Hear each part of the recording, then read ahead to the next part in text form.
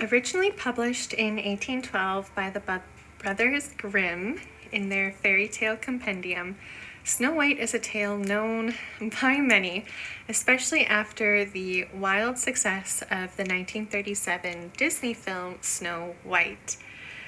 The story features a young girl who is at odds with her stepmother, the queen, because she is fair and she is beautiful and she is kind when her stepmother is none of those things. And in this video, I am trying to channel some fairy tale essence for spring. Spring is such a light, airy, fresh, new time. And with a lot of the princesses, I associate a lot of just kind of domestic duties, cleaning, cooking, making spaces beautiful. And I wanted to share some things that are inspiring me or what I'm getting up to in my fairy tale inspired spring, and then share a very special doll styled like our Miss Snow White. So hello, if you're new here, my name is Carrie Ann. On my channel, I like to make videos about my joy for dolls, my favorite literary characters, literature, books, how those stories shape us, intertwine with us, affect our daily lives, and I also use them as big inspiration for my small doll collection. So this intro footage has just been me making some crusty bread, making some fried eggs, some staples for a nice, hearty but light at the same time breakfast. Nothing's better than some fresh bread slathered in butter. If you know, you know. And also a good fried egg with some extra butter on top. So good. But as we all know, spring is typically the time for cleaning. So here I'm just sharing a really simple cleaner I like to make. You add your used lemon peels, like after you've gone and juiced a bag of lemons, pour it over with some white vinegar, and then you just leave that jar to sit, you know, for however long you want really, until the essences of the lemons have gone into the vinegar. And then I use this citrus fruit vinegars in just my everyday cleaning solution, which is some vinegar, a little bit of soap, and mostly water. Another aspect of cleaning that I just love doing in the spring is laundry. I surprisingly love doing laundry regardless. If you watch my Wind in the Willows, I talk a bit more about my laundry routine, but I find I'm been adding a lot of some new clothes with the baby that I'm expecting in June, and also just refreshing my daughter's wardrobe. She's turning 3, she's getting bigger, she's needing some more play clothes, outdoor clothes, things that just suit her better for some time out in the garden. And I've been thrifting some new clothes, then I'm always washing these new clothes. And honestly, I love laundry. I love taking dirty clothes, making them clean. I love getting to hang them up to dry. I hang up, more delicate items. I always hang up my dresses to dry so that they will hopefully last longer.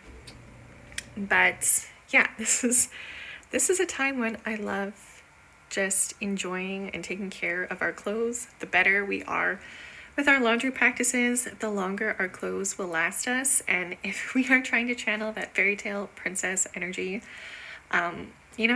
they have beautiful gowns, beautiful dresses, and they would be taking care of them. So I also just love getting to find the most adorable things for my daughter. And yeah, if I take care of them, maybe one day she'll get to pass them down onto her, children as well. I had some good feedback about the last time I shared a Victoria magazine. So here I want to give a bit of a slower, more in-depth flip through of this April 1995 magazine that I have. This one is so inspiring, and I've been really just loving it. It's all about the garden. I'm getting so excited to be out in the yard, to be out in the garden, planting the garden. I'm going to be featuring a bit more of that in the video. But yeah, this is just my absolute favorite brand of magazine, and it just captures all of the beautiful things I want to emulate in my life, and I feel like it's looking at a fairy tale. And if we're trying to capture that in our springtime, I thought that some of these visuals might also help inspire you.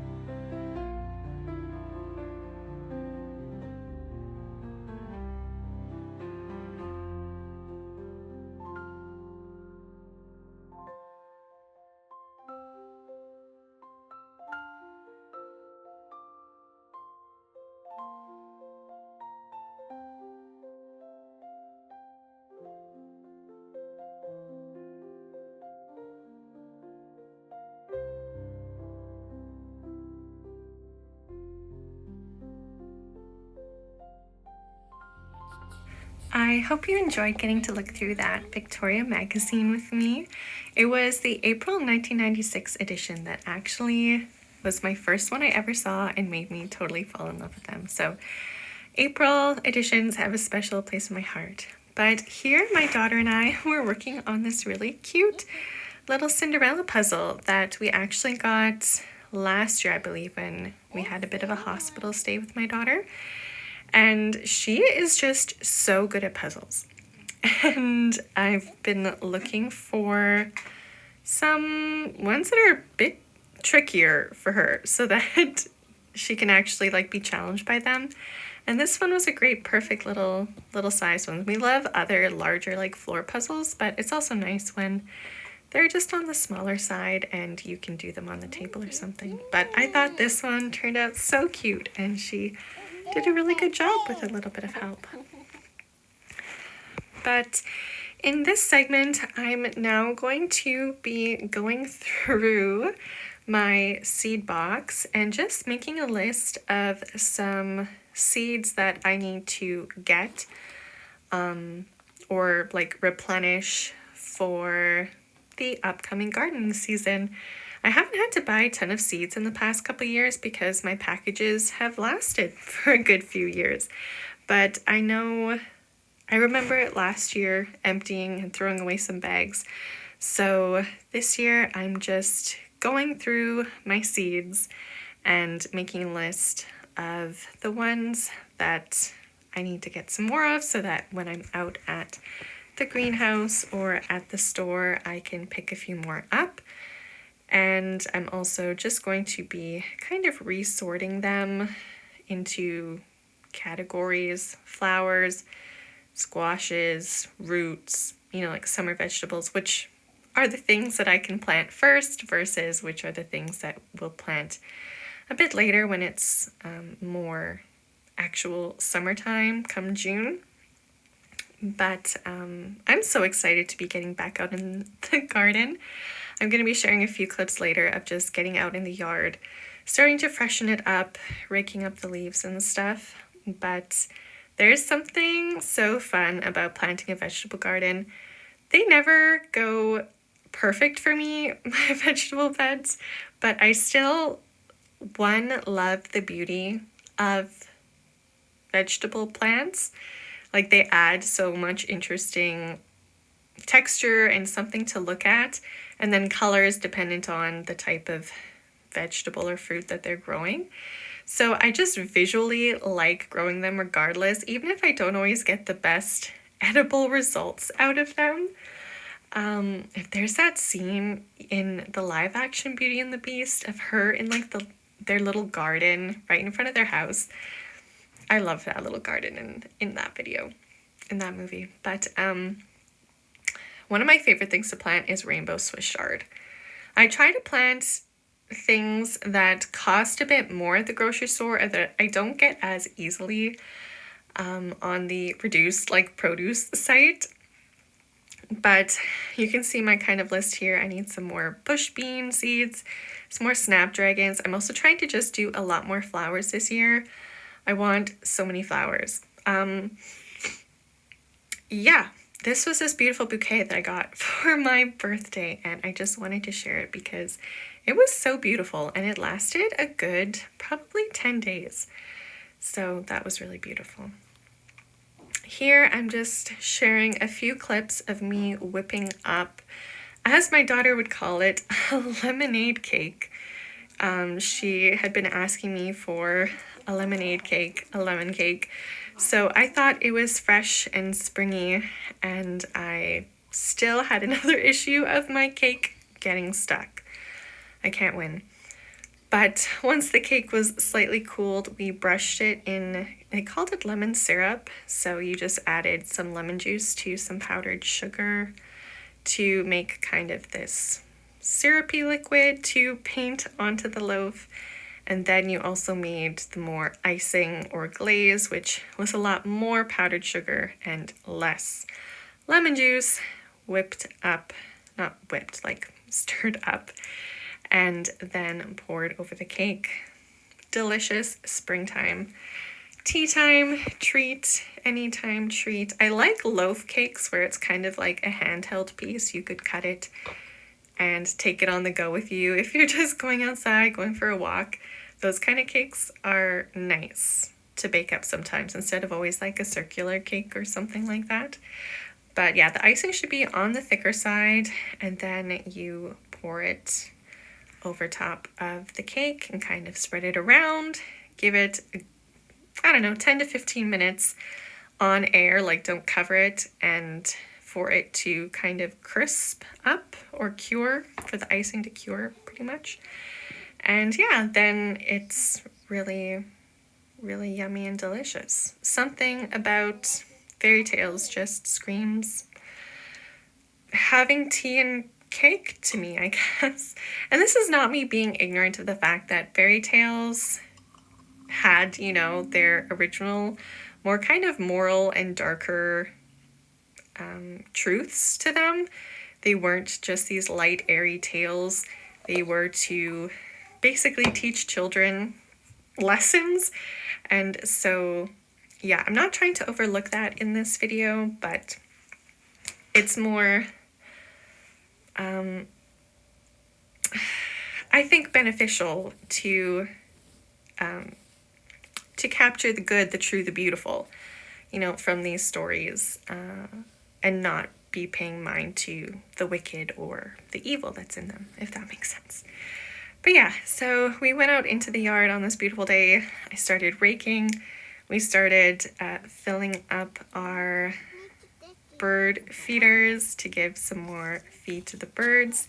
We have this one that hangs on the tree. I think I totally ran into the tree there.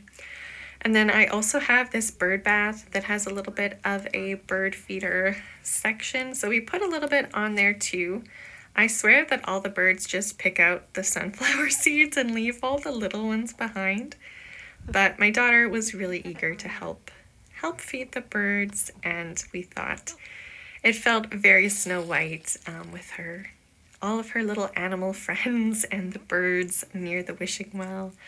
A lot of those images created by, whether it was Walt Disney or other people who bring fairy tales to life through storybooks or animated films or real life films, they just inspire me to kind of encapsulate that in my everyday life and give those experiences to my daughter as well. This is the bird bath I was mentioning. And if you haven't seen my other videos, I made this bird bath last year by mosaicing smashed china plates onto it. Really fun. Here I tried to get a shot of this deer that was in our neighbor's backyard, but it was not a very good shot.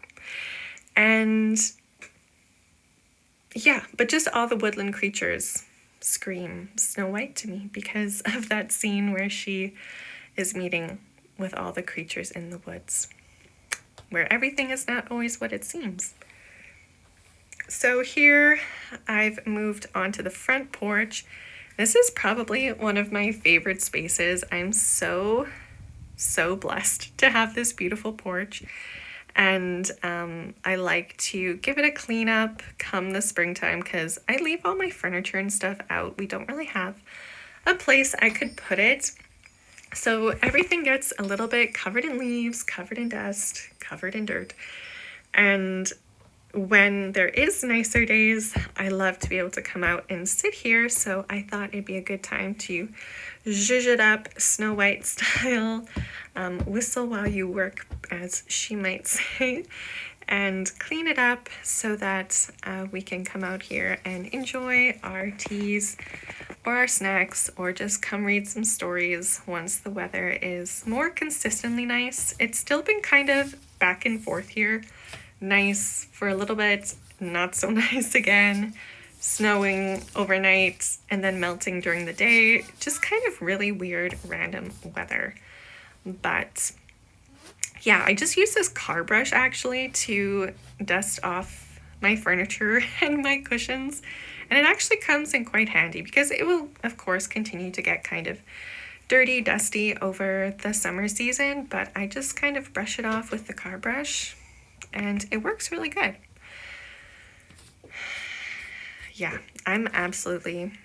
I love my wicker set, and if I'm blessed enough to have these spaces, I want to take care of them well, it's what's so funny, like what is so admirable about Snow White. Like she comes to this home, she doesn't know who is even living there, at least in, the Disney film.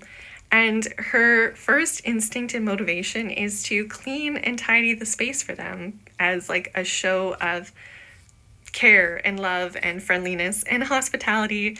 And that's something that we get the opportunities to do in our own home, making it clean and beautiful and inviting to the people who live there, to our family, and to whoever might grace our doors.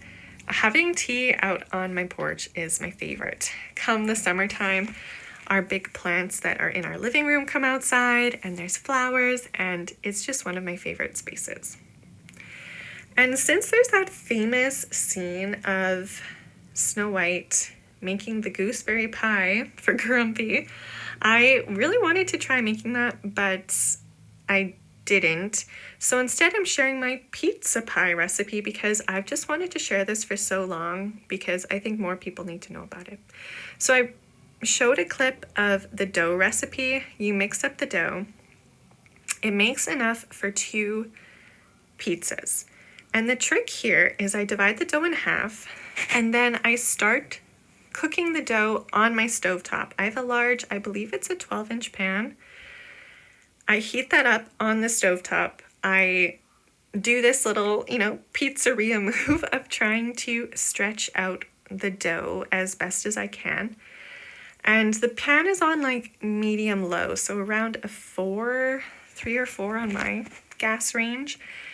And it's like a 2-step cooking process. I found anytime I made a regular pizza recipe, I was never satisfied with the crust. After you baked it, like you had to either eat it in 2 minutes or the crust became just like not enjoyable. But I found this way is the perfect crust. So I will put it in the pan, kind of spread it out to reach the edges and dimple it a bit just to give some texture, kind of focaccia style. And you're waiting for it to cook up. This day in particular, I was doing a chicken Caesar pizza, but I like a whole variety of different pizzas. And once the crust has firmed up, like it's going to crisp up on the bottom, but it's still not going to be fully baked around the edges. You're going to take it out of the pan, then you're going to put your toppings on it, and you dress it however you want. In this case, I was doing Caesar salad dressing sauce and then cheese and bacon and chicken.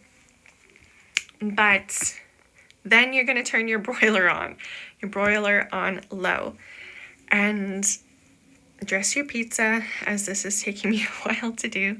And like I said, the recipe makes 2 pizza shells. So you cook one, take it off, cook the other one. I will, because we only have a few people in our family, I'll just make 1 pizza for us for dinner.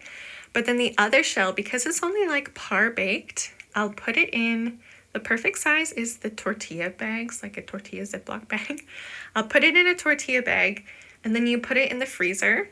And then the next day, the next time you want pizza, you pull it out, half an hour before you're ready to make dinner, let it come to room temperature. Then you do this exact process. You dress it however you like.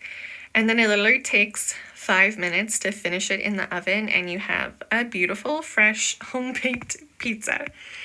So I really like putting these mini bocconcinis on the pizzas. I think it emulates, fresh mozzarella and is a really nice treat on homemade pizza. But I find, that this 2-step process kind of best emulates cooking in like a pizza oven proper. And the dough stays, like the crust stays so good. I can't articulate it enough. Once I discovered this, I haven't made pizza any other way since. So when it's ready, my broiler's on, I'm going to put it up on, the top-ish rack right under the broiler. And as you can kind of see the doneness on the bottom side of the crust, I'm going to set a timer for 5 minutes, and then I'm going to carefully watch how the toppings are coming along. But yeah, look how beautiful that turns out. So the rest of the crust will kind of finish, your toppings will melt and crisp up under the broiler. And then, you let it cool a couple minutes afterwards so your toppings aren't all just going to run off the pizza. Give it a slice, and I'm telling you, the crust is still good by the time you're working on your 3rd slice of pizza. If you're anything like me and you're a slow eater. I just found other pizza recipes never worked, but this one does.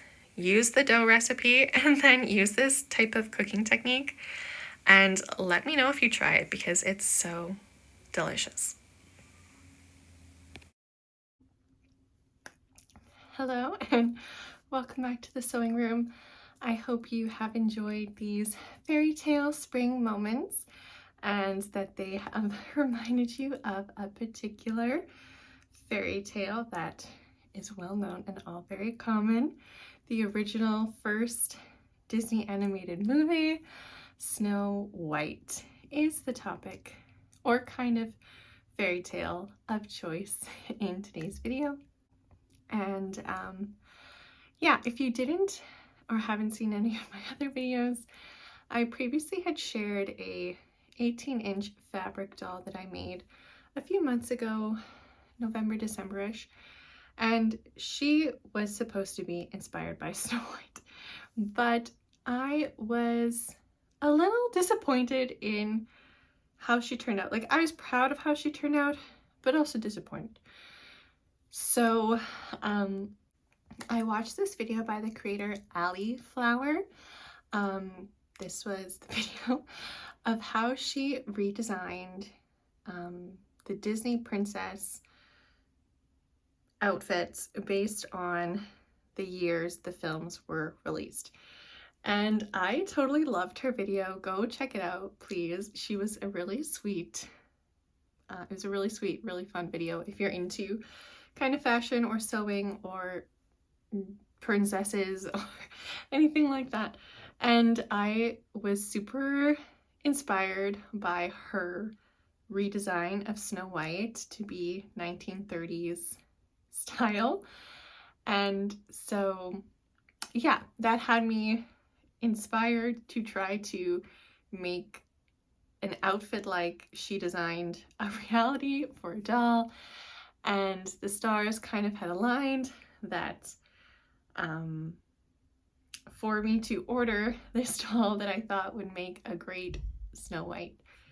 And I am going to share her with you today, and I hope that I did a better job than my other doll. So to start off with the doll that I purchased for this project, I want to give a shout out to the channel called Room for Dolls. She is a newer creator, and I've thoroughly been enjoying her videos, her doll talk, chatting in the comments with her. She is just super fun, and I watched her, the first video I watched of hers was her sharing her Truly Me dolls, I believe, and one of them was a Truly Me with a Jess mold. I can't remember the number. So, and I thought she was so adorable. And this other creator that uses dolls, I think Lila, I'm gonna put hers too. She has a custom mini me doll with a Jess mold, and I was like quite smitten by the Jess mold. And so I really wanted to add a Jess mold to my collection. So when I saw this one come up, I'll put the number because I can't think of it right now. I thought that she would be perfect to add to my collection for the different diversity type features that she would be bringing, and then also because she would perfectly work for this Snow White look. So I'm gonna bring her up so that you get to see her, and then we can chat a bit more about her. But here she is. I'm gonna do some better kind of close-up footage so you can see her outfit in a bit more detail. But she is a Jess mold with the kind of dark brown pinwheel eyes. She's from the Truly Me line. I think it's like number 111. I think there was like 110, 111, 112 that were Jess's. Not quite sure. But yeah, so she's my first Jess mold to add to my collection. Her outfit is inspired by the sketch and art done by that Ali Flower creator. I added a few other touches, like it's not a perfect one-to-one of her design. I added these velvet ribbons in the skirt to pay nod to the notches in the sleeves on the Disney design. But look at her hair. I was able to fix her hair up like this with just water. Okay. Sorry, I've had to keep stop and start filming this. But Okay, here is our Snow White inspired girl. She is a Jess mold with light skin, the dark brown pinwheel eyes, this beautiful, I think technically they call it dark brown, but like I swear it's black, but it has these very like golden yellow strands in it. It's very interesting. This beautiful long black wig. I'm going to insert some footage that I came across this score of our generation salon style like doll chair for doing hair just at the thrift store the other night for $10. I've always struggled with like just trying to hold my dolls between my legs while I'm doing their hair. And I said to myself, okay, you should just get the salon chair, the hair chair, so that you can do their hair with both hands instead of fussing with holding the doll. So yeah, I am super impressed with how her hair cleaned up. I did a bit of a dry brush to detangle it. I know they say sometimes don't dry brush, but I did a bit of a dry brush. Then I kind of pieced her hair into singular curl strands, like what looked to me like what would be the curl strand, soaked it with water, gave it a good comb through, and then kind of a finger curl. There will be footage of this. And then I left it to dry, and oh my goodness, did it come out so nice. She has this beautiful long wig. I am smitten by it. The black hair was a unique feature, like something I was wanting to add to my collection. I don't have any black-haired vinyl dolls, so that was another reason I wanted to pick her. She had the Jess mold, the light skin, the long, gorgeous black hair. So yeah, in the girl sketch, she has the shorter 30s style, like similar to the movie style hair, which was, you know, those shorter hairstyles were very common in those days. And just a quick comment, I haven't watched the newer Disney live action Snow White, but I do remember there being so many comments about Rachel Zegler's hair and how they did her dirty with the hair. And I just said to I was just thinking, like, after doing this, like, they didn't have to go with the short style. I think it's such a disservice, PSA, when they try to emulate them too close to the animated films. I think the reason that 2015 Cinderella is the capstone of a live action Disney film is because it took original direction and wasn't just trying to copy paste the original Cinderella. Like Lily James had longer, beautiful, curly hair, which is not what the animated Cinderella had.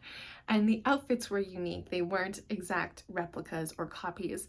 And I think, like, yeah, if you're wanting to revisit these stories, bring them to like a different, like more mature light. Give them a redesigning, a reimagining, bringing them into more like real life context. Like, yeah, you look at the Snow White dress and it looks, in the live action, it just looks cheap. It looks costumey. It looks terrible. And Rachel's hair, like she could have had her regular longer type hair. It would still emulate the character. One of my other favorite shows is Once Upon a Time, produced by ABC. And part of this character is also inspired by the Snow White retake on that show, which her name is also Mary Margaret. But in her Snow White era, when she's in the Fairytale forest, she has this long, gorgeous black hair. Oh, what's her name? Jennifer Goodwin wears this beautiful long black wig when she's playing Snow White in the Fairytale forest, which is like, why, yeah, it's totally okay for Snow White. She could have had long hair.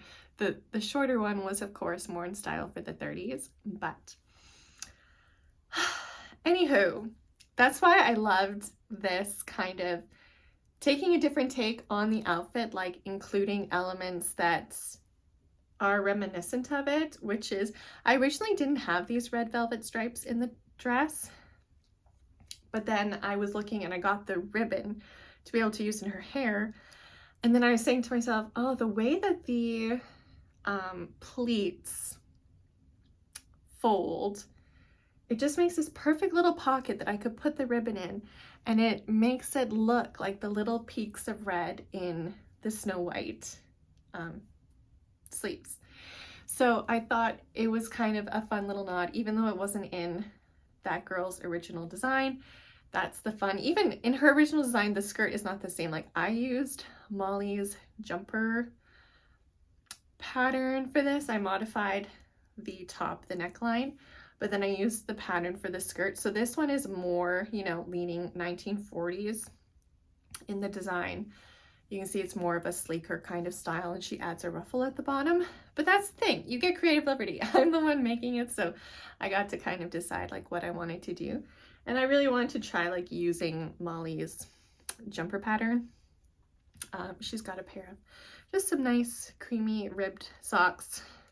These are probably one of my favorite shoes. They're not American Girl, but I swear I always keep switching them around because they're just the cutest little Mary Jane and feel so vintage to me. Sorry, the sunlight is creeping up on me. But yeah, so the outfit is actually a two-piece. I made like this separate little blouse piece with this kind of pointed collar. And then, like I was saying, I used a slightly modified version of Molly's jumper dress pattern. If you haven't seen my other videos, if you go on the site AG Playthings, they have all of the original sewing pattern files that were released by Pleasant Company. Like, you could purchase the sewing patterns for some of their outfits from Pleasant Company so you can make them yourself.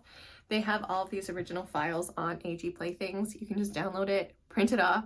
It's totally amazing. Go check it out if you're wanting some awesome basic patterns to be able to use. My asterisk on them is I've started adding just a 1/4 inch extra seam allowance at the back, on the back seam, because I found it a bit snug by the time I tried to get my closure or my Velcro on or something. It just was not enough. So now with the extra, I have a good amount to like overlap and not be like, not have it not be enough, or have it that like it doesn't quite sit nice because it was wanting to pull apart with the Velcro. Anywho, I added these red stripes because I thought it made it harken a bit more to Snow White. That would be a bit more of a fantastical element, but because yeah, I don't know like how would it look on a full-size garment. I'm not quite sure, but yeah, I think this is one of my favorite styles to do on my dolls, is just the like pinning back their front pieces in with like a cute little bow, because it exposes their face nicely. And yeah, she's so cute. I wanted a Jess mold with the painted eyelashes because frankly, I think with the way the Jess mold is, she benefits from the painted eyelashes because it helps give a bit more, is the word structure? Like direction to her face, if that makes sense. I feel like it makes her eyes pop out better. I find on some of the original Jess dolls, like the eyes really kind of sink in. I'm not quite describing it right, but I feel like they work on the Jess mold. I do think I got one with kind of the slightly uneven, wonky eye. I couldn't quite tell from the listing photos because they weren't taken perfectly straight on how her eyes came across. They looked okay to me, but like now that I've seen her, I know there's supposed to be some asymmetry, but anyway, I'm just chatting because I cannot believe how she turned out. I think she turned out so cute. I am still wishing, looking, hoping, potentially crafting some other accessories. I'd love for her to have an apple and a basket and a broom. You know, she needs a broom for all of her cleaning up. And ooh, that's scaring the sunshine. But yeah, so she's a very unique addition to my collection. She fits some kind of diversifying qualities for my collection.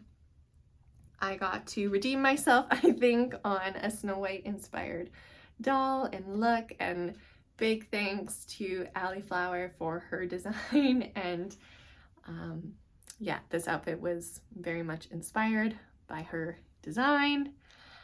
And oh, she turned out so good. Look at this hair. Look at this hair. Oh, I could just gush. I am just gonna gush. Okay. Thanks for watching.